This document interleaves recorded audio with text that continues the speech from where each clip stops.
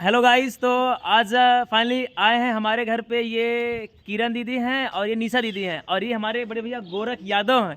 तो आज यहाँ पे कई शूट चला हम लोगों का, और जो कि आपको कल या परसों तक कई वीडियो में मिलेंगे हम लोग। और ये अब इतनी खुशी की बात है कि आज हमारे घर चल के आए हैं किरण दीदी, पर बहुत दूर से आई हैं। और यहाँ पे थोड़ा दीदी इनका टकला बजा रही है हमारे शिवम भाई, ये छोटा। और ये दीदी का चैनल एक है किरण 207 और एक निशा दीदी का चैनल है निशा आर्य। बताइए दी। निशा आर्य मेरे चैनल का नाम है, और जाइएगा देखिएगा। उस पर लिपसिंग डांस भी है, कॉमेडी भी है, और देखिएगा। अरे भैया हमनों को बता देना खन्ना का चैनल हमारा भी है, शिवम शुभम कॉमेडी भैया, हमारा नया चैनल है जो टक्कर बेल बजा के। और केवाईएम कॉमेडी और शिवम शुभम कॉमेडी पे जाके आप लोग अगर सब्सक्राइब नहीं किया सब्सक्राइब कर दीजिए। और बस तो भैया लोग टक्कर बजाए बजाए सब्सक्राइब कर लो। जरूर करा।